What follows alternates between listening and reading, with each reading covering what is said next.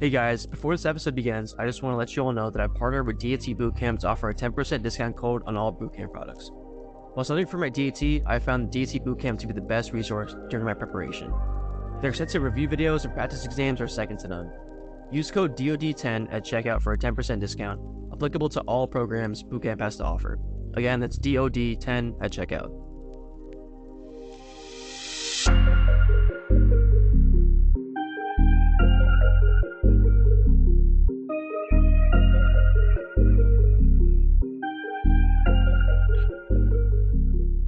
Hey everyone, welcome back to another episode of the Docent Podcast.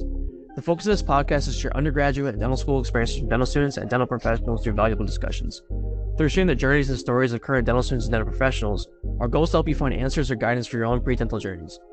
We are super excited to have current NYU dental students Mark and David Abayev as our guests today. Mark and David both graduated from Rutgers University. They are now D3 students at the NYU College of Dentistry. Their experiences shadowing, assisting, and immersing themselves into the pre-dental society at Rutgers culminated into pursuing a career in dentistry. Guys, welcome to the podcast. How are you guys been? How's your D3 year been treating you? Doing well, man. Thank you for having us. Doing awesome. Great to be here. That sounds great. So I know you guys are in D3 year. I guess we'll start with that. How's that been? So yeah, D3 has definitely been a roller coaster. They don't lie when, they say it's, the last pit stop before, smooth sailing. Yeah, it's been going well. We're going to be headed into our second semester in the upcoming year, and can't wait to get started. Yeah, kind of like Mark said, D3 really is like that last final pit stop before you're really like full blown into clinic. Really D3, the toughest part about D3 is the adjustment between juggling clinic with the didactics. So it's a mix of like half and half. So the way NYU does it is we have 2 days where we're fully in clinic, and the other days could be, rotation days. The toughest part about juggling that is, you're having a full day in clinic, 8 to 5, treating patients, walking on your feet all day, and then finding the willpower to sit home and study and, get it done when we have exams every single week. It can be tough to do, but, with good time management, it's always possible. And it all sounds great. We'll definitely get into the nitty gritty of, how dental school really is. But let's start at the beginning. So, why don't you guys tell us a little bit about yourself, like where you're from, where you grew up, what you like to do for fun, stuff like that. For sure. So pretty much we grew up in Jersey. We moved out from Queens, New York when I was 5 or what you have. And David was a year younger. So we were pretty young, grew up mostly in Jersey. So we're Jersey boys. And decided to go to Rutgers nearby. So I majored in bio, and from there, just decided to, explore dentistry as a profession. Was always interested in medicine, but right before I started Rutgers, I actually decided to do some more research and thought dentistry was a better fit for me. But yeah, I've been loving it ever since. Yeah, so similar to Mark, I grew up alongside him in Jersey, ever since I was 3 or 4 years old. We pretty much did everything together from a young age. Our parents really encouraged us to stick together and just have each other's backs. And so going into it, we both knew that we wanted to attend Rutgers, something that was close to home, a little bit on the cheaper side because of the in-state tuition.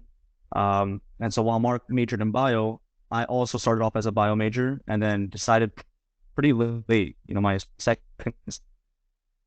year, I decided it really wasn't for me. I really didn't enjoy it. So I decided to change over to public health, which kind of pushed me back in terms of graduating, in terms of the timeline. But honestly, I love that decision. I really feel like it will really make me into a better dentist overall in order to see the bigger picture of the community. And so, yeah, since then, decided to go full force with public health and never look back. It sounds awesome. So, let's start at the beginning. So why did you guys get into dentistry? Like what made you, choose this path, obviously? So, I mean, David will tell you he has a funny story. But I always was interested in healthcare, from that standpoint. But, being volunteering in the hospital setting, I realized that it really wasn't for me. I didn't really see a good foundation of a patient physician relationship. So I thought, let me look into another healthcare profession. And, David had suggested that, he's always been interested in dentistry. So I kind of decided to look into it myself and found that there was a better, relationship between the dentist and the patient. And just from growing up, going to the dentist, I saw that firsthand. I always had a good relationship with my dentist. Um, you know, the whole shtick between, floss every day and brush twice a day, always stuck with me. And I felt, going into this profession with my brother alongside, would be definitely a good thing. And just because we always grew up together and, did everything together, kind of like David suggested. So looked into it a little further, did some shadowing, and thought this was it. So I stuck with it ever since. Yeah. So for me, kind of like how Mark mentioned, I knew I wanted to do dentistry for a while.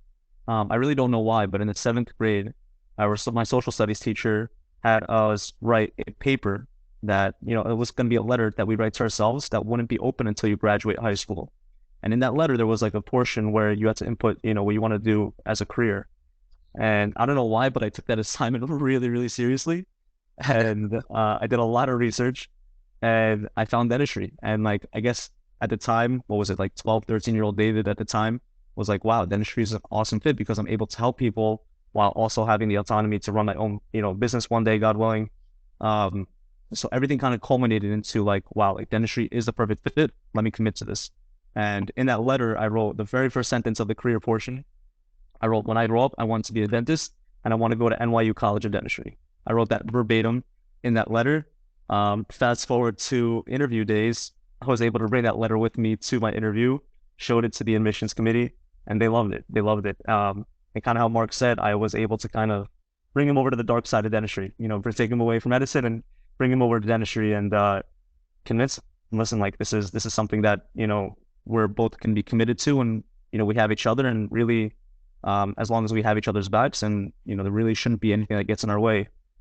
So ever since then, we stuck through it and stuck in college with it and then applied together. And thank God it all worked out, all fell into place. I mean, that's like very unique to have. Like, it's like proof, right? That you, Right. you're not lying on your application or anything like that, right?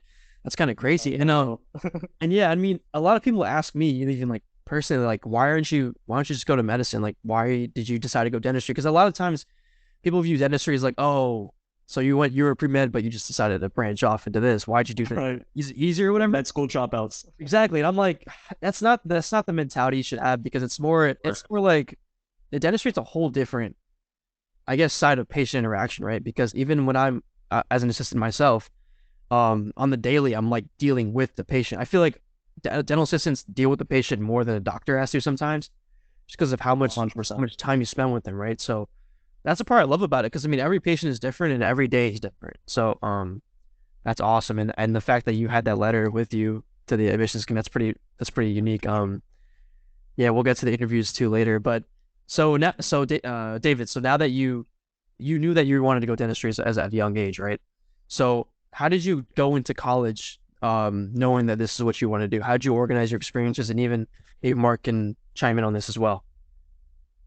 Yeah, so definitely made my transition into college a lot smoother. Going into Rutgers is a really large school, so it could be kind of like a little bit of a wake-up call.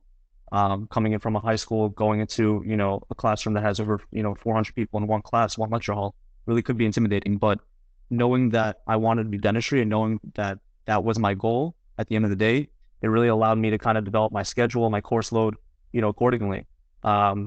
From the, early from the gate, like I knew exactly that I needed to, approach my health professions office. I needed to take certain courses that would allow me to graduate on time, which ended up not happening. But listen, here we are today. It's all good.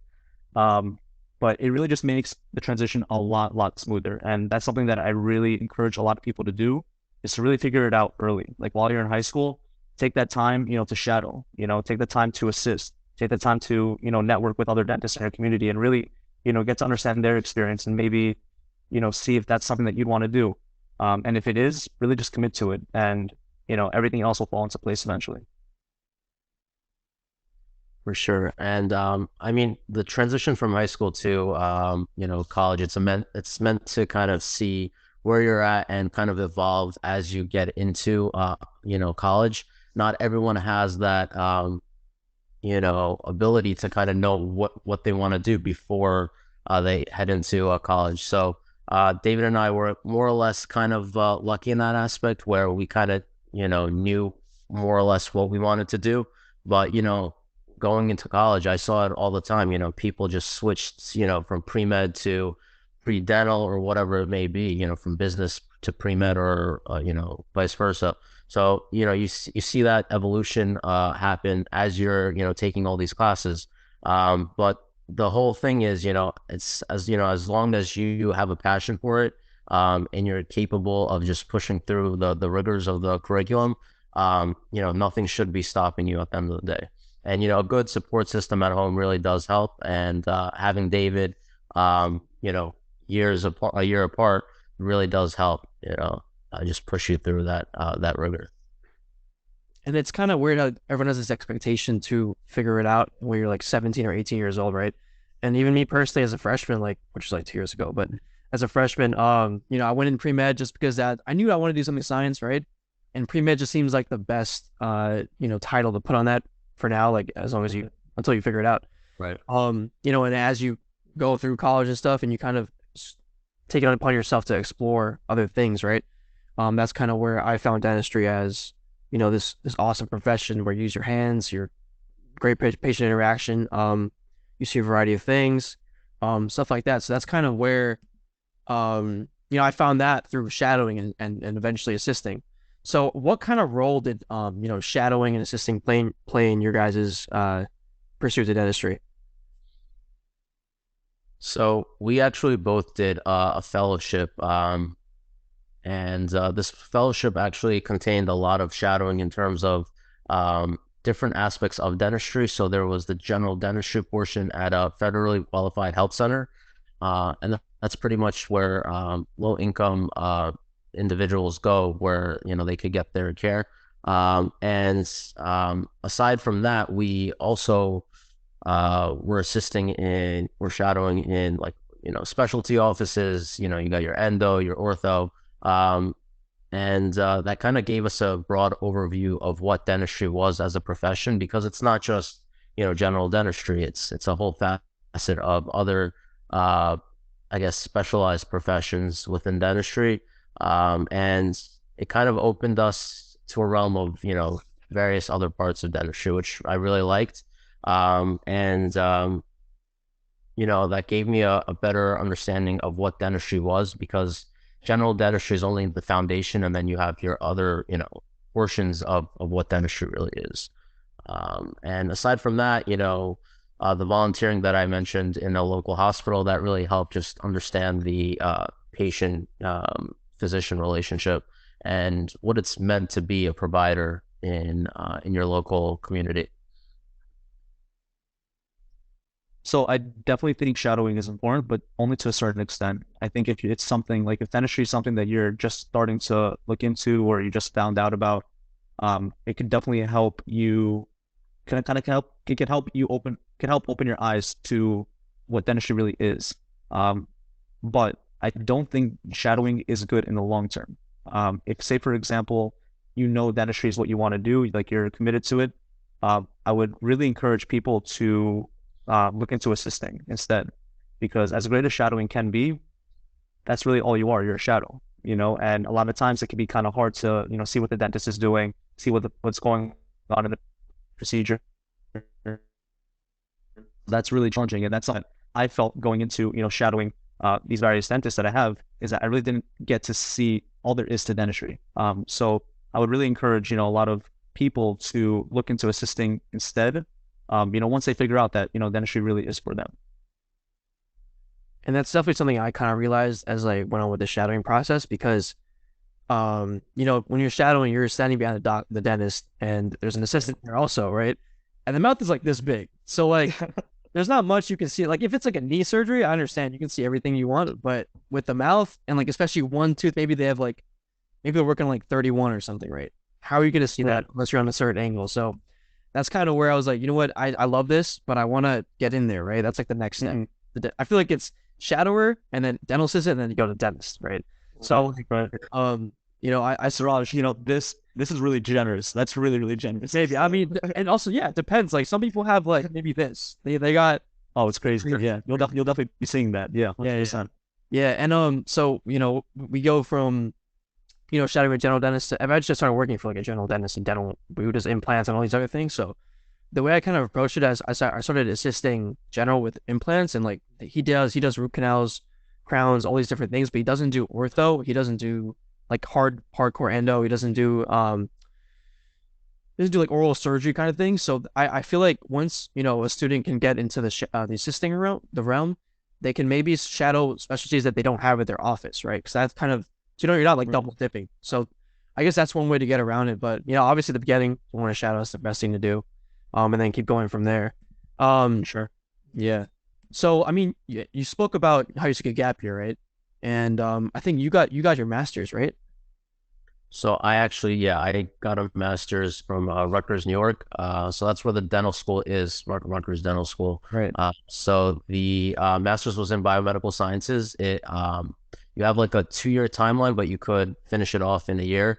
So the program is great in that you could transfer credits from dental school back into that program at Rutgers. And that and that's what I did. I honestly finished off the program in a year and a half, and then finished that other semester from dental school and transferred over the credits. But yeah, the program was really great. I experienced a lot of not shadowing, but research that I did within the dental school actually. And that's something I actually have never done before, research. So that's something new to me, but I learned a lot in what research is. And I think the master's program really prepared me well for the rigors of dental school. Looking back at it really helped for sure. Yeah, I mean, also you guys took gap years, so I'm assuming that's what you did in your gap. You decided to go for a master's, right? Yeah, yeah. So I just decided to fill in my time just with something that will help my application stand out. And I think the research really helped me get where I am today, for sure. Yeah, for me, so my gap year was kind of interesting. So like I mentioned, I changed my major a little bit late in the game. So because of that, that required me to take an extra semester of undergrad. So I ended up so I was supposed to graduate in May 2019. But because of that, I had to take the extra semester. But what ended up happening was I took my DAT that summer in August. Um, did pretty well, but didn't do too well in reading comprehension. I got a 15 in reading comprehension, and that completely, ruined all the other scores that I got, unfortunately. It's pretty much my, biggest fear came true. And so really that week after I took the DAT, it was kind of like game time for me. I was like, what am I going to do? What's my next step? And so I ultimately decided that extra semester, instead of taking it that fall, I'm going to take it in the spring, and I'm going to use that fall to study for the retake of the DAT. And that's exactly what I did. I ended up retaking the DAT in December. Granted, still got the 15 in reading comprehension, but I ended up deciding to apply either way. I decided to send out my application that September. I actually got an interview invite from Toro that following month, and then NYU came in a couple months after that. So really went to show, for myself at least, that even though I had that 15 in reading comprehension, which is arguably a really important section that they look at, just because apparently there's some correlation with how you do on the boards and reading comprehension. It really showed me that dental schools genuinely do look at your application from a holistic point of view, because otherwise I wouldn't be in this position where I am today. And I'm really grateful for that factor. So that's pretty much how I spent my gap year. So one semester studying for the DAT, and the other semester finishing up that extra semester that I needed to for my public health degree. And like that's normality now. Is someone in our comment section actually talked about this. Like they were like, you guys are figuring it out as juniors in college. It doesn't make any sense. Like I figured it out when I was 24, like 25. Like, and that opened my eyes up to like I'm the expectation for undergraduates nowadays is to get out in like 3-4 years, right? That's the expectation, just because that's how it's structured and stuff. But like, what is your advice to people who don't want to take gap year, but they feel that they're considering it just because they feel like it might give them up an edge in their on their application? David, go Uh, for this. sure. So, I kind of have a love-hate relationship with gap years. I'll tell you why. Um, the love aspect of gap years really stems from the fact that it really allows you to, take that year to just do whatever you want, because dental school is challenging. These next 4 years is an investment. It's investment not only in your education, but also in your future overall. So that can be really intimidating, for someone that's in their low to mid 20s, really doesn't have a lot of stuff figured out. So gap years are awesome for people like that, that just want to explore, want to do something aside from, sitting down and on the desk and just studying all day. So that's really awesome. That's a really unique part about gap years. And the fact that the average age of like dental, entering dental students, incoming D1 students is like 27 or something like that, really shows that you're not really behind. If you take that 1 year gap year, it's not going to really put you, behind everybody else. It's completely normal. And we actually have a student in our class right now who started off as a lawyer, decided that wasn't for him, and at the age of 40 decided, hey, you know what? I'm going to go to dental school. And so that's exactly what he did. So it's not too late. It's not too late. Um, the hate part of the gap year is that, you're already in the flow of things. You're just finished with undergrad. You already know exactly how tiring studying could be, and you just want to get it over with, just want to get it done. Um, so at the end of the day, I really encourage at least 1 or 2 years, to really take to yourself if that's what you want. But really more than that, you really have to start thinking about the finances in the future. And that's something that a lot of dental students and dentists in general really miss the boat on, is the dental business side of it. So you really have to think, okay, every single year that I don't work as a dentist, I'm losing on about $150,000 of dental income, give or take.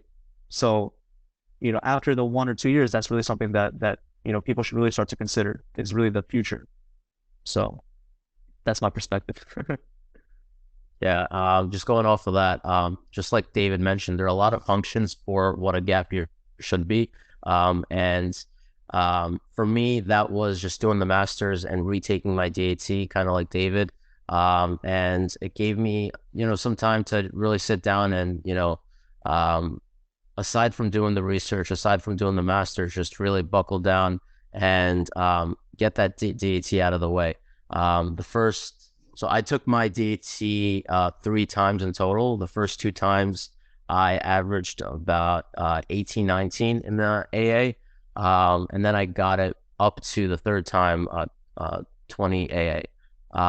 And I think that's the score that I was looking for in terms of, um, you know, pairing that up with my, master's GPA and GPA back from college, just to show the admissions office that, I'm committed, and this is what I want to do.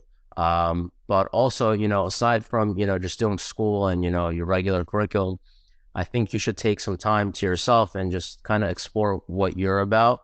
And, take those year or so, just to kind of, visit other countries or do something, because you're not going to have that time in dental school.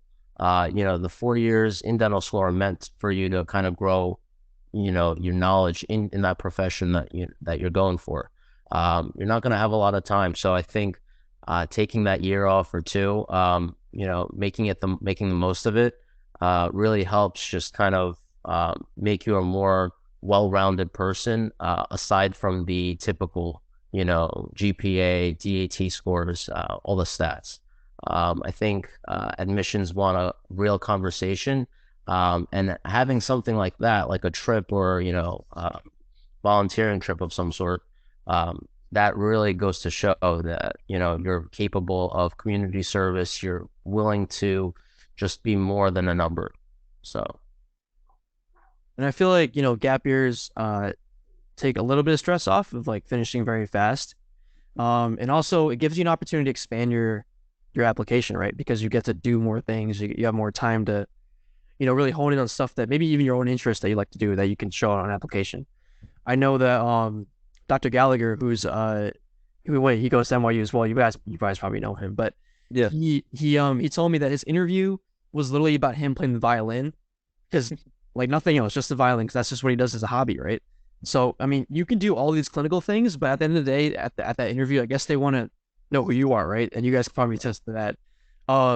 So like before we get to the interview, I want to talk a little bit about how did you guys like formulate your dental school application? Like, did you, how was a personal statement like? How did you kind of approach all these different things, and how did you kind of put it all together so that, when NYU looked at you guys, they were like, yeah, I want those guys in my class. Right. So for me, the personal statement was an evolution of many edits. So I had a lot of mentors in terms of, from undergrad, and then when I went to the master's, I had a couple of mentors there. So I had a lot of eyes to look at, the personal statement.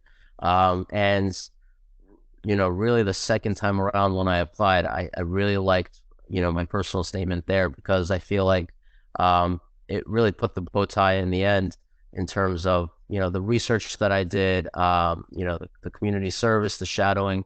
So at that point in that application cycle, I felt I was just, more prepared. And I think the personal statement is really meant to highlight all that you did and all that you are to the admissions office, and just, really showcase what you're about. That way, when it does come time to interview, you're capable of referring what you wrote in your personal statement and what's on your resume. And it really should flow as almost like a conversation, almost as if you're talking to someone. The personal statement really should be vibrant in that regard, where they really, maybe it's a story that you're writing about, or maybe it's an experience that you had. That way they're engaged, because they see so many personal statements at the end of the day, thousands of applications. You're just one out of so many. So trying to do your best in making it engaging and interactive as best as you can really helps. And application wise, I think just having David and having each other, I think we're able to look at applications from different standpoints, and we have different experiences growing up, and I think that really helped get us in the door, get us that interview for sure. Right. So kind of how Mark was mentioning, the personal statement really is one of the most, if not the most important part of your application, because at the end of the day, it really tells the admissions committee who you are as a person, what makes you you. Why is it that I should completely put aside all the other personal statements, and why should I just focus on yours? So a lot of times people are, I see a lot of pre-dental students are looking for that wow factor. They want to start off that personal statement with something that's like something crazy. Like, I jumped out of the plane, into Cambodia, and I went into this dental clinic, and I helped, these, individuals there. It's like they're always looking for something great, which is awesome, which is great, and it's definitely encouraged. But at the end of the day, the admissions committee wants to really know who you are as a person, and if that's who you are, awesome, stick with it. So really just your personal statement, you really want it to embody everything that you are as a person and everything that you want to commit to as a dentist. That's really the most important part. In terms of the other application, this is kind of where knowing, that we wanted to do dentistry coming into college really helped us out, because right out the gate, we were able to understand that, okay, by the time we start applying to dental schools, we're going to need letters of recs from professors. So kind of establishing that relationship with professors early on was really, really important for us. And especially in my case, the fact that I applied so late in September, I really tried to make sure that my entire application was ready to go. That way, right after I took my DHC, a week or so after, I could send it out. And so, a lot of these professors, a lot of these dentists are super busy. So you really want to give yourself enough time to allow them to write a really solid, letter of rec for you. So really just having everything all together, putting everything all together before you take your DAT or before you're ready to send it out, that's really the most important part. So really kind of getting a head start on your personal statement, getting a head start on requesting those letters of rec, getting a head start on your, DAT and studying for that. That's really something that I would encourage for pre-dentals to really look into. And yeah, just kind of developing those relationships with professors, with dentists, that's super, super important as well. And kind of like how Mark mentioned, the fact that we had each other to, glance over our personal statements and our application overall, it really helped because even though Mark and I are so close and we do literally everything together, we are different people. I like to say that like Mark's kind of the yin to my yang. The strengths that I have, he might not, be so strong in, and vice versa. So we're able to kind of come in with this different perspective, and it really helped develop our application as a whole. And I think that's something that really spoke to a lot of dental schools, specifically NYU, when they decided to accept this. Like you said, like everything, all these things come at you really fast. Like you got to get your letters out, you got to ask for your letters, you got to do your just personal statement, find time for your DAT. So, if you're in the position to understand that you need to do that, you want to go dentistry early, that's great. But, I guess to the people that decide like end of junior year or senior year, I guess I would say like don't panic because you have as much time as you want, right? Because you talked about the gap years. So For sure. and I would also say, like, for letters of recommendation, just to make it easier on yourself, really go hard on those, like, science classes so that you can TA for them.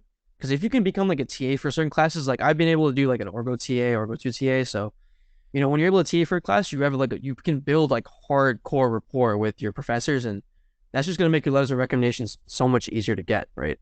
And even with their dentists, like, 100%. if you start shadowing and assisting early on, then you're building that relationship with them from the beginning. So then you can just slowly ask them for a letter of recommendation. They're like, thank God you asked me. Like, I'd be offended if you didn't ask me, right? So that's like the best part of it. And so you guys mentioned that NYU kind of saw that in you guys, like you guys are really, I guess, true on your application. So, when you were applying to schools, how did you consider which ones to apply to? Was it just kind of like a dart on a dartboard, or you just kind of did some research and kind of figured out the best fit for you guys?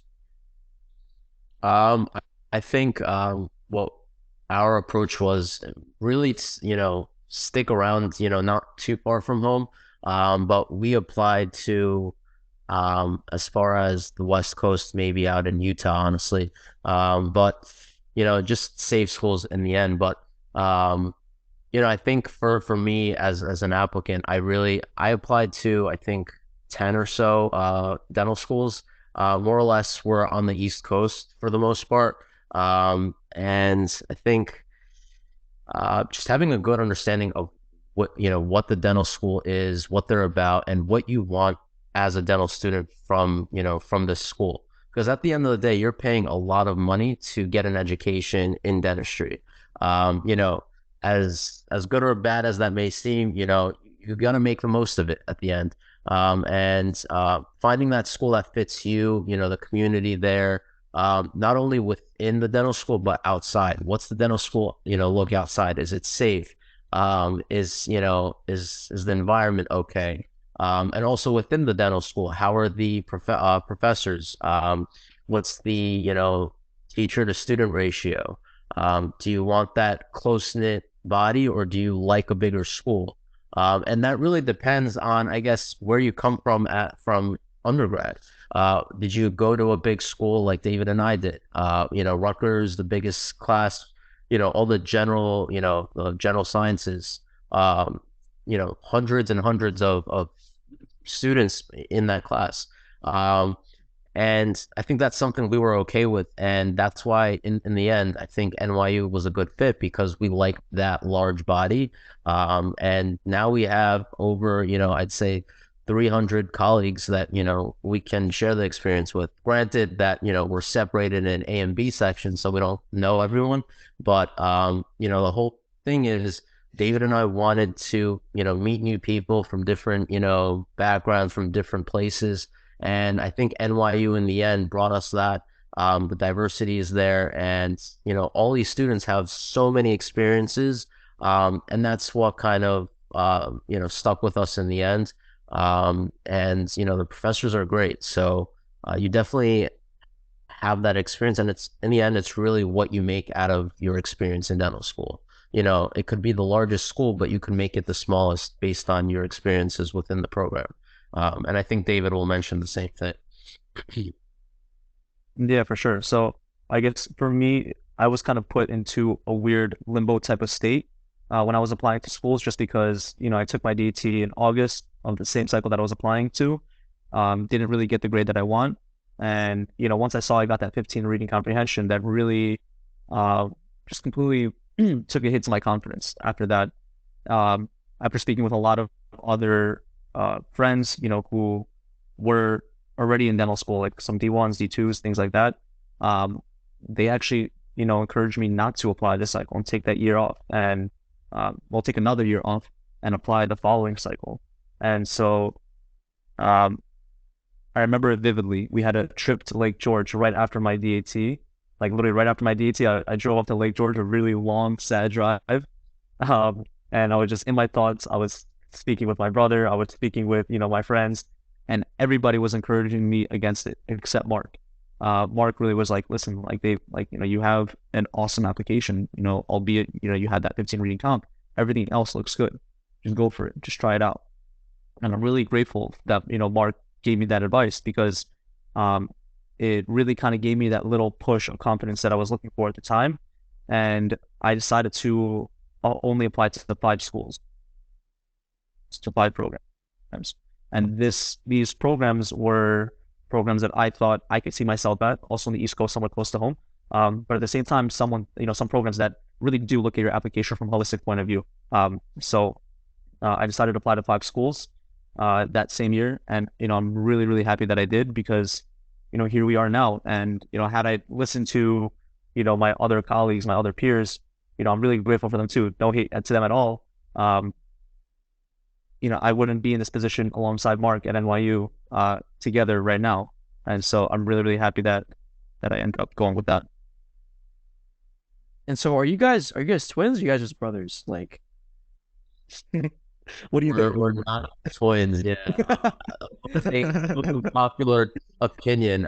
Yeah, we're a year apart. But everyone decides to think that we're twins just because we're in the, been doing life together for so long, side by side.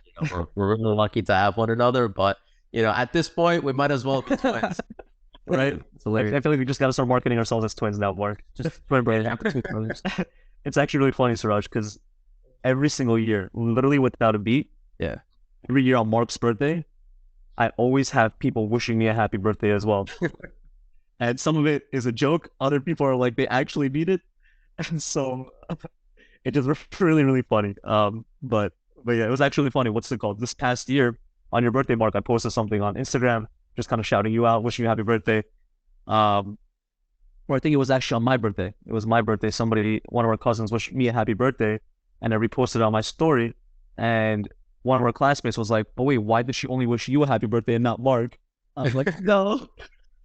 So, it's really funny how, to this day, a lot of people think that we are twins, but, it's awesome. I think it really is a testament to how close we are and how close we hope to become as future dentists, and, just kind of continue to nurture that relationship. And for everyone that doesn't know, we'll obviously tell our audience, but you guys have an Instagram page called the Tooth Brothers, which is it's pretty unique. When I came to Planet, I was like, I gotta talk to these guys. These guys look like you're doing. They look cool.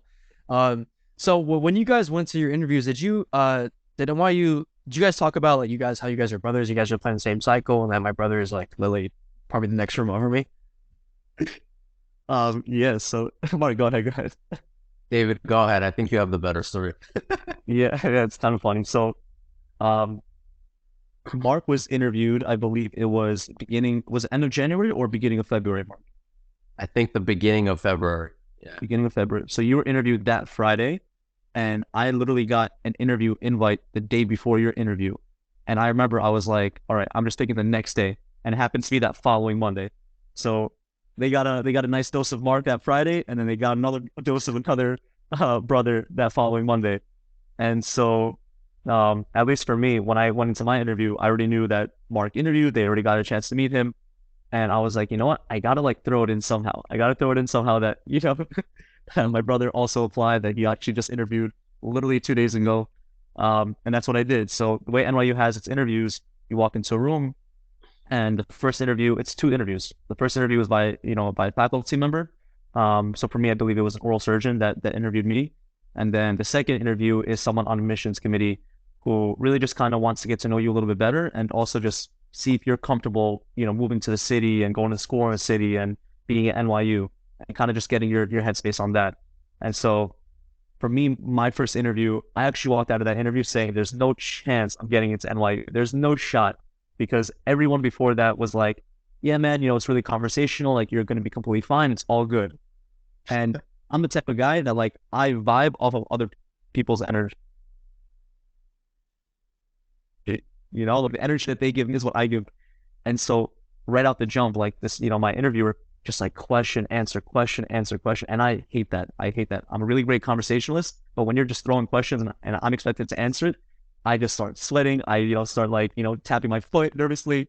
So I walked out of the interview like, there's no way I'm getting in. There's no way. And then that second interview with the admissions committee was much, much better. It was much, a lot more chill. And that's where I mentioned that, my brother, Mark Abayev, he actually interviewed, this past Friday. And, I remember the interviewer going, oh, it'd be so nice to have you guys both here. And I'm like, yeah, where's that acceptance? I was like, please. So that was like a really funny moment. But yeah, I think they really liked the fact that, Mark and I were committed to it together. And I think it really showed, we were able to showcase our love and passion, not only for dentistry, but also for NYU, to the committee. And they really loved that, and it really spoke to them, and it led to us getting acceptance literally back to back, a month later.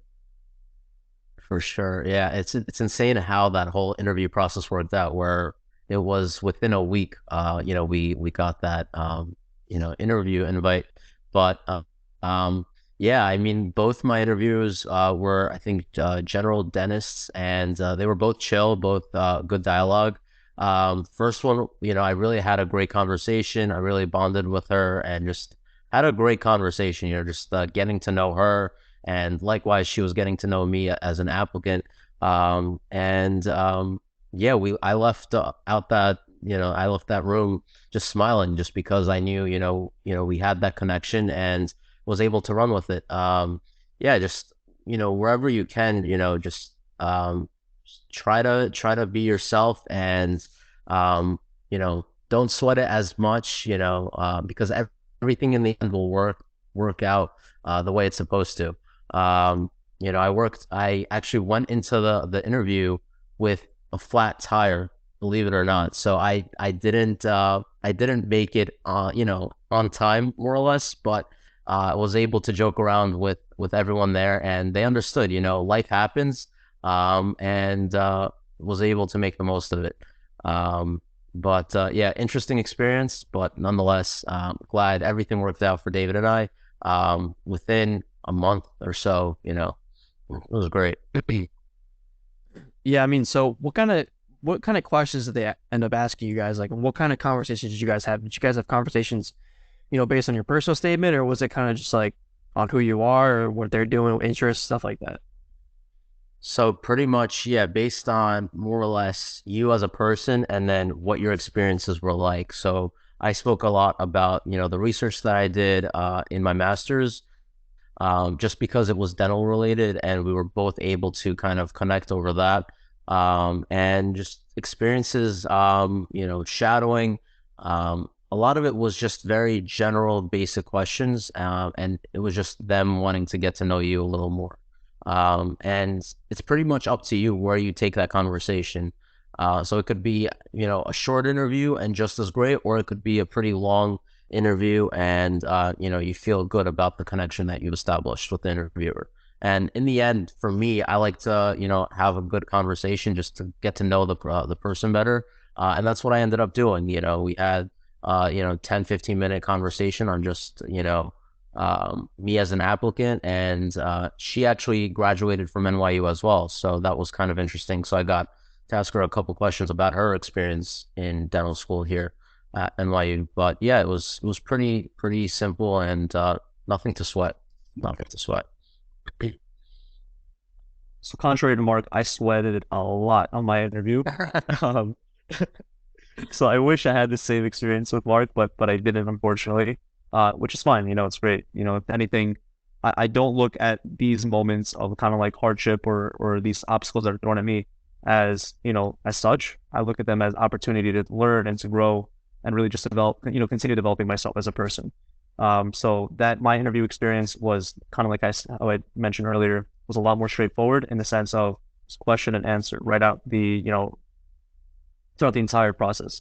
Some of the questions that I was asked was, why dentistry, why NYU? So those typical questions that, you're expecting from an interview. And then my interviewer got into a little bit more of the specifics about me and my application. And she addressed my 15 reading comprehension.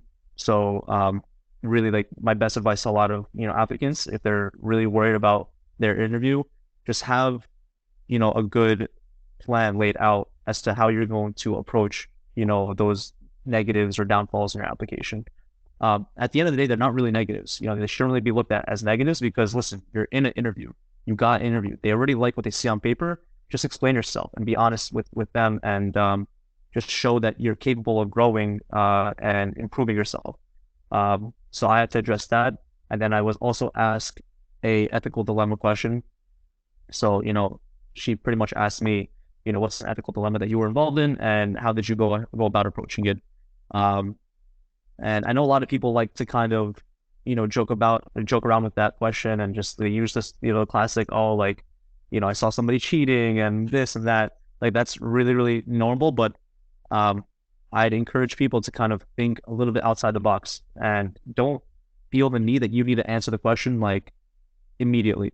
Take time to think, because if anything, it shows the interviewer that you really care about this question and you care about the interview as a whole. And so it just really kind of shows them that you are an individual that listens, but is also able to develop your thoughts, and then after that, be able to share them. So I think, if you do poorly in a DAT section, or you might not have as much clinical experience as they would like. I don't know. Them giving you an opportunity to talk about it, I feel like that's a leg up, right? Because I feel like you'd almost want it to be addressed, like the application, right? So you have a chance to defend yourself in that situation, right? So I think that's like the elephant in the room. Yeah, they're not trying to like get you. They're just trying to understand, because I don't know if on the application you can't really explain why you maybe got a low score or something, right? So No, not really, right? being able to do it face to face might be a lot better. So did you guys have any interviews anywhere else, or did you guys face any other questions that you kind of were like, dang, that's a tough one? So yeah, I had an interview out in Utah, actually, of all places, out in Roseman College or Roseman University. So they're a newer dental school out in Utah, and it was a pretty much full day thing, where they had presentations set for us in the morning, and then in the afternoon, pretty much we had a break, ate, and then it was interview time.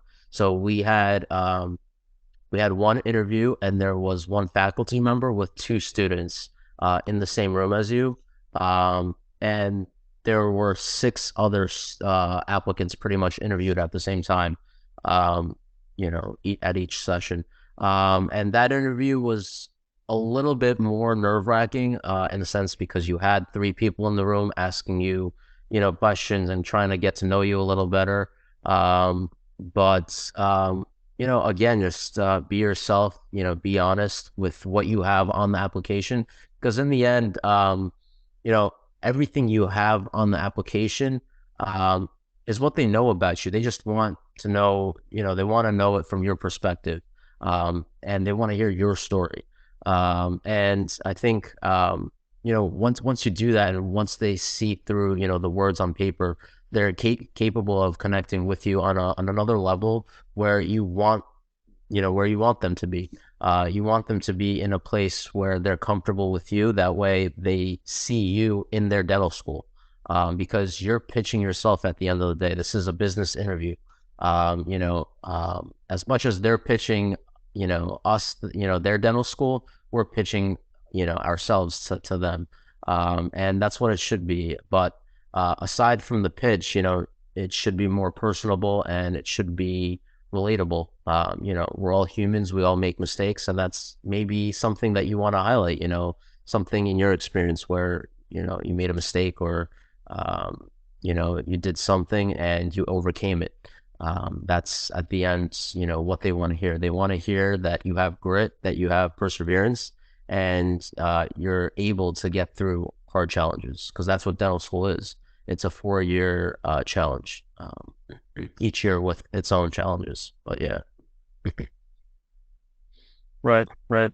And yeah, kind of like what Mark was mentioning, like the challenges really shouldn't be setting you back. It's what makes you unique, what makes you you. And at the end of the day, if you're able to overcome literally the smallest of challenges, it really goes a way. And it shows them that you are capable of really overcoming anything. So for myself, I also had the opportunity to interview with Toro. They were my first interview. So I got the invite in October and I interviewed with them in January. So by then it was already after decision day. A lot of people already accepted their offers. So it was a little bit nerve-wracking, but my Toro interview, I actually loved. It was a really great experience. They also kind of made it into this whole, day where you got a chance to tour the school, you speak with some students, you ate some food, which was great always. But also just in general, the interviewer was really, really nice. He was really personable. And that entire interview was just a conversation. I think we started off with my experience being in a fraternity. I think he said, "Oh, like you're in a fraternity, like that's actually really impressive. The fact that you were able to manage, your social life alongside your academics." And he started talking about his son who was also in a fraternity, who was actually in the same fraternity as I was. So kind of like, you were able to relate to it a lot of times. Yeah, so it was awesome. And yeah, it was just a really, really nice conversation. And I actually, you know, walked out of the interview saying, okay, I can see myself going here. At first I was really gung ho about NYU. I loved NYU. I knew I wanted to be there. But after my experience with Toro, it really kind of opened my eyes that, okay, maybe there is another school that could potentially be for me. I ended up getting a deferred acceptance from Toro. So that's why I decided to go with NYU at the end of the day, just because, they just give me an acceptance into their incoming class. Um, but at the end of the day, I'm really, really happy with my decision, and yeah, never looked back since. Is a deferred exception just basically like a semester later that you would join it? So no, not necessarily. Pretty much what that meant was they wanted me, and I guess it has to do with the fact that I got the 15 in reading comprehension, twice at that point. Um, what they wanted me to do with that deferred acceptance was I would have to take a couple extra more science classes at the University of Maine. I think they wanted me to go to, um, which was really, really specific. But I think it was online at that point too. So whatever. Yeah. And then they wanted me to retake my DAT again. I just kind of developed my application, but it pretty much meant that like, hey, you have a spot, you have a seat in our next class. So instead of being in the class of 2024 like I am now, I would have been in their class of 2025. Which, obviously is, a great fallback. But my goal, my mindset, like now that I knew I had these interviews behind me, they know who I am as a person. I knew that I wanted to get into school that cycle. And I was committed to that. I stayed true to that. And I, you know, made sure that that was going to happen. That fallback was not an option. And, thankfully it worked out. Yeah, it's great to hear. So once you guys got these interviews out the way, what was the next step? Like, did you guys go to orientation for NYU the next fall, or um, yeah? So what was kind of the process after you got done with interviews? So once I finished interviews, I think the next step was just sending out thank you emails to the people I met, the interviewers specifically, just to kind of give them a feel for how I felt about the program, and just thanking them for their time. At the end of the day, they went about booking their whole day just for interviews. And I think admissions offices love to see that. I think they leave that in your application folder or whatever it is. And just showing them some gratitude at the end of the day, and saying I really like the school or whatever it is, and I really want to go here or whatever it may be. I think a lot of schools want to see that you're committed to the school, and I think they base off their decision, your acceptance at the end of the day based on that. If you're committed to the school, they know that there's a good chance of you going there. And you're not going to be, sticking around for other interviews and, waiting for other decisions from other schools. And I think for a lot of schools, as big as NYU, I think they like to see that. And aside from the thank you emails, I think the next step was really just, just waiting it out. And then, for me, it was finishing off my master's. And Yeah, I think just it's a waiting game at the end. You did so much, you prepared so much, and I think you just gotta hope for the best. And sometimes you have to send many emails other than the thank yous, and just give them a taste of how you feel about the program and your commitment to the school, pretty much. Sooraj, was a question after you get the acceptance or Yeah, so I mean, after the like interview? after you get interviewed and stuff, like what was the next steps after that? So Okay, right. Yeah, so exactly. Mark kind of hit the nail on the head with that one. Really just sending out those thank you emails is super important. I know NYU, they sent us an email after the interview, that has the contact information of of the people that we spoke with, which is really helpful in terms of, following up with that. So that was really important. And yeah, at the end of the day, and especially like, I know this holds true for NYU specifically. Uh, um, they really want to see that you're committed to them. Like they want to see that, like, listen, should I get the acceptance? I'm 100% without a doubt going to be going to your school, because at the end of the day, they don't want to waste their time. They're also really busy. They're, sifting through thousands of applications, and they're not going to give the acceptance to somebody who, is like very laissez-faire in their approach to the interview and in their application, thereafter. And they'd rather give, the acceptance to somebody who, say, for example, has a 15 in the reading comprehension section, and is committed to NYU, versus somebody who has a 24 in the reading comprehension section and isn't committed. They'd much rather look into that. So, right after the interview, I would highly recommend, students to, um, continue to follow up with them every couple of weeks, give them a phone call, send out an email, update them with what's going on since you last interviewed, since you last spoke with them. What are you doing to prepare yourself for dental school, or prepare yourself for their program specifically? Maybe continue the conversation with, the interviewers that you spoke about. Like if, say, for example, you spoke about research with one of the interviewers, continue that conversation, see what it is that they're doing at the school. To really just show interest. And I think that's really why at the end of the day, I was able to get that acceptance, even though I had that big blunder in my application.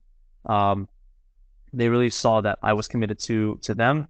And I think the day that I got my acceptance, I actually got a phone call from the director of admissions, Dr. Nahia, and she was like, "Listen, like, we really like what we see. We just want to know, are you good to come to NYU? Are you committed to us?" And I said, "Listen, I'm committed. Send out that acceptance letter. I'll send out the $5,000 deposit that next day. I got it. You got my heart. You got my soul. I'm all about NYU. Put on my purple sweater after that. Good to go." Um, so say that's really what they want to see. That's really what they want to see, and I'm sure that speaks true to a lot of other schools as well. They just want to know that you're committed. So sending out those follow up emails, um, is really important. I think at the end of the day, it's kind of like you got to think about how the schools, like, they want to accept people that are actually going to come to the school, right? Right. Because if you accept somebody who has like maybe 10 other acceptances, there's a very low chance they come to your school unless like they explicitly said that that's a school they want to go to. So I mean, I guess advice is to any students who finish the interview process, like just keep on reaching out to them and kind of um make yourself known to them, I guess. Because I mean, the more that they remember your name, the more that you'll have a better chance of getting it, right? So that's kind of the name of the game.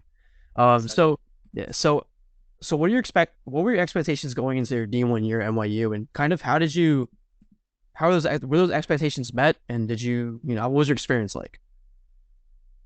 I think D1 was a crazy adjustment. I think it was not what I expected in terms of just the rigors of the curriculum. It was a lot more than honestly the master's program that I went to over at Rutgers. There's I think 20 plus credits that you're taking that first semester, and they really, I mean, this was also during COVID, so everything was more or less online. So what they did in terms of curriculum, they pushed all their didactics work, all the courses into the first and second years. That way, we have more time in clinic when it comes to D3, D4. And I think I mean, this past semester, I think we took maybe over 25, 30 credits just of hard didactic courses. So they really stuff it in, the first couple of years. And I think later half of D3, D4, you're more or less smooth sailing. Um, you know, it's a crazy adjustment, but you have to, time manage your time and your schedule, because you're, between rotating and studying for classes, going to lectures or whatever. It's a huge adjustment, and maybe you're not used to it. Maybe you're coming in from a gap year or whatever it may be. And I think looking back at it now, the spring semester of D1, excuse me, I think um, you're able to look back and just make those kind of adjustments in terms of time management and see what works, see what doesn't in terms of studying.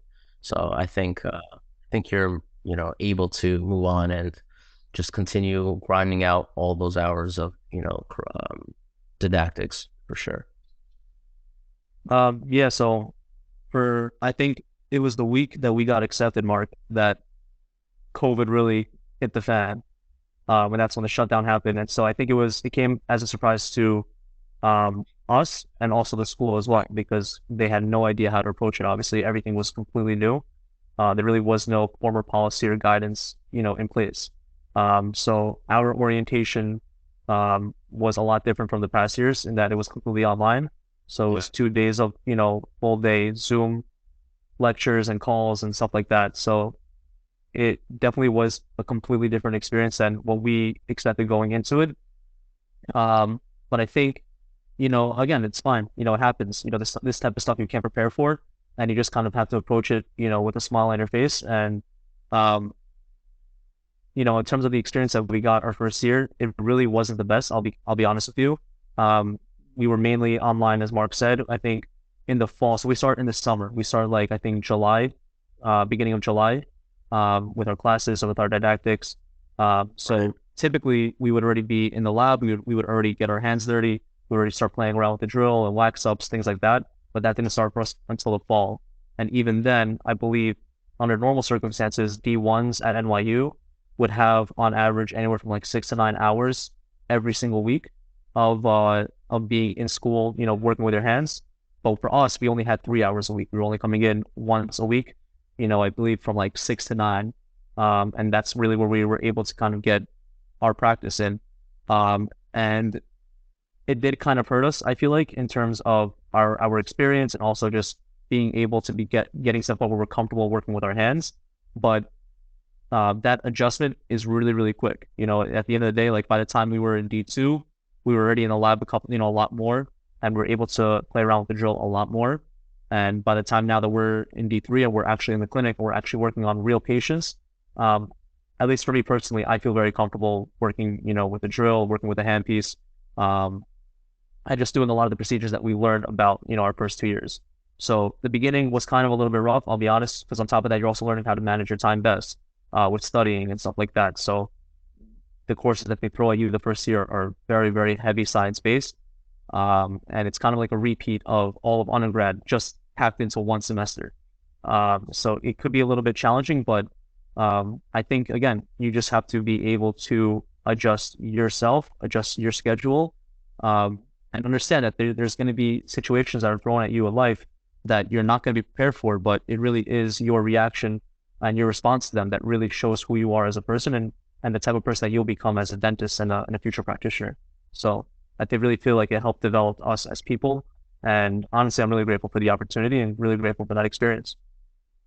Yeah, I mean that's a major setback to get accepted, and then just COVID just hits everything just hits the wall, and now you just Slaps you across the face.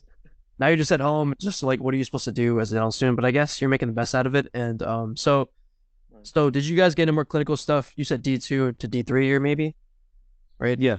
So what kind of so you worked on patients already? So how was that first experience like? Like going from like a dummy to maybe an actual person.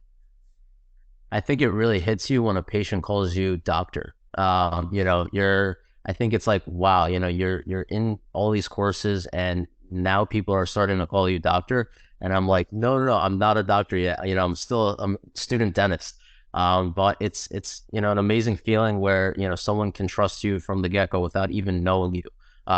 People just see that, you're here to provide the help that they're there for. And you know, all those hours of just studying and preparing for this moment, it's a blessing, but I think having the experiences in clinic really prepare you, and especially in pre-clinic where pretty much you're playing around with that drill. You're getting your hand motions right. And you see that, and it kind of really translates into the clinic where you're working on the patient population. And the first experience that I had was I fixed a class 4. It was a porcelain veneer, and I had faculty come over, and they really loved what I had done. And those moments, those little small moments, are what push you to be your best and continue pushing for better. And it really just kind of helped me brighten my perspective on what that dentistry is, because it's really all the experiences that you have and that you're culminating over the years. It's at these moments where you're able to continue to push forward and push for the best, because there are no limits in any industry for the best. And in dentistry, that's just another case where you get to see that. I think just continuing to push yourself, continuing to learn from the faculty on the clinic floor, and working side by side with them, just to provide that excellent patient doctor experience for sure. All right. Yeah. So the transition could definitely be a lot, working with mannequins, working with dummies, you're kind of a little bit careless, or you really don't care as much. So going into clinic, I think it was really, really interesting, because now, like Mark said, like, this is a real person. This is a live person who's entrusting you with their dental care and their oral health. And so it really kind of just puts into perspective. And my first experience, it definitely is a little bit nerve-wracking, the hand shaking a little bit, the sweat is dripping down your face. But at the end of the day, you really become a lot more confident, and knowing that, these last 2 years, you've learned everything that, got you to this point, and you just got to trust and believe in yourself. And a lot of times, like, you have your faculty there by your side, helping you out, walking you through. If you need help, like, they're there for you. They make themselves available to you. So I think it makes it a lot easier knowing that you have a support system. And NYU has a really unique thing that they do, in that they pair up a D4 and D3 student. So in the beginning, you're kind of like the assistant as a D3. And as time goes on, they entrust you with more procedures and with more patient care. And so that's kind of where we're at right now, where we've already been doing a lot of restorations. We're doing a lot of cleanings, a lot of scaling and root planings, just pretty much like deep cleanings, a lot of like composite work. So it all prepares us into this next semester that we're going into now, where we're going to be able to be exposed to literally any procedure. So I really think, even though it is a little bit nerve-wracking going into it, it really does prepare you, and you'll be good. And I think a really important difference that I noted too was that the teeth that we're working on in pre-clinic, the plastic teeth, are much more difficult to work on than real teeth. So I think that was really, really nice knowing that. Like, the drill is a lot more, cuts a lot more smoothly in real teeth, and the teeth aren't as tight as it is in the mannequin. So just believe in your ability, believe in everything that you've learned these last 2 years, and everything will. Yeah, I mean, and also want to ask, like, NYU has a reputation of being a really large school, right? Like, you said 300 people in your class? About? Yeah. Yeah. So, I mean, like, do you find as a hindrance, or did that kind of actually increase collaboration amongst you guys, and kind of, made you guys a big family? Yeah, I think you're going to find having friends in a big, school environment is really important, because, without them, you're not going to have the experience, the whole comprehensive experience, which is dental school. I think those people are meant to, help you, and further you in, just graduating at the end of the day. And I think looking at it right now, having friends really helps you through the lows and the highs. You definitely need that support system while you're in dental school, because they're going to be the ones cheering you on. They're going to be the ones, talking, with you about, that bad grade or, that retake that you had to do. So, having a good support system in dental school is really important. And, David and I are glad to have that, in NYU. You're able to find so many personalities and make friends with literally anyone. It's just up to you at the end of the day. Yeah, and I think that's kind of the special part about going into the profession that we're in. Dentistry kind of requires the individual to be very social and very personable. And so you take, 300 plus of these personalities and these types of characters, and put them all under one roof, and it's honestly makes for a really, really nice big family. I know a lot of people, they get intimidated knowing that there's such a big class and there's not as great of a faculty student dynamic, but NYU really makes it work in the sense that there's a lot of TAs that they have. There's a lot of faculty that they call upon. So I never personally really felt that, and kind of as we mentioned earlier, it really is what you make of it. You could be as in the faculty space as you like, or you could be as quiet as you like. So if you're really looking for that more one-on-one interaction, it's there for you. You just got to take it.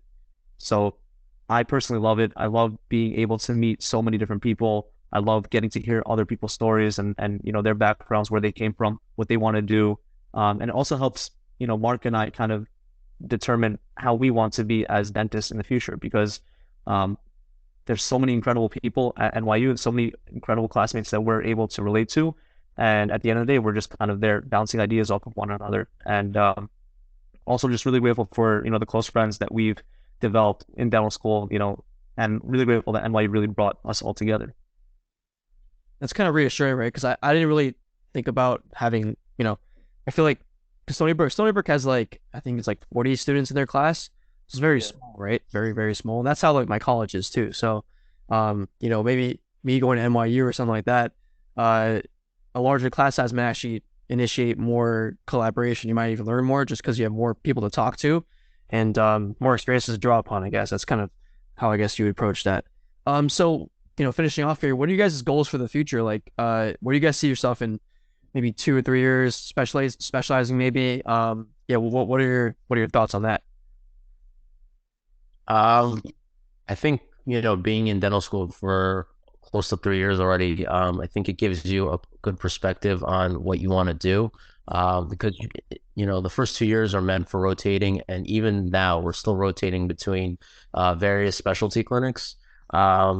And I think, just thinking about it, I think, once we graduate, we're definitely going to do the GPR, which isn't a requirement in most states, but I think it is a requirement in New York and Delaware states.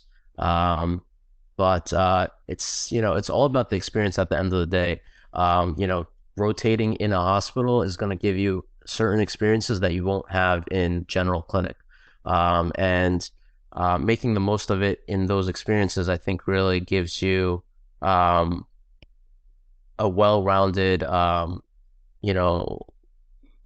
experience within dentistry as a whole.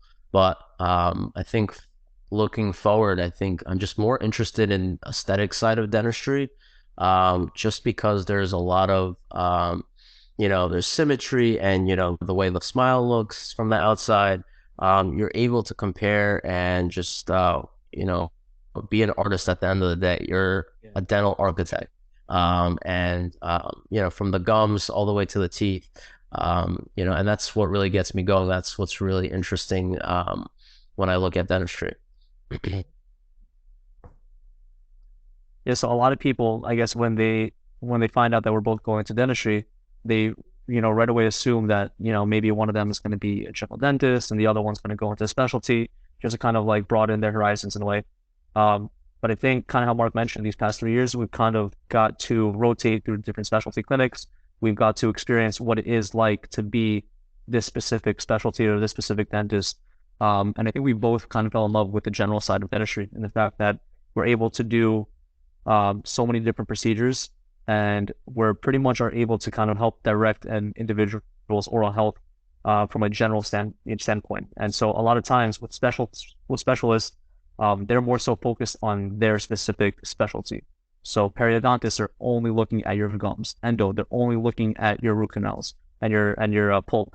Um, so for us, we both really like having that general overview, and kind of how Mark was talking about aesthetics.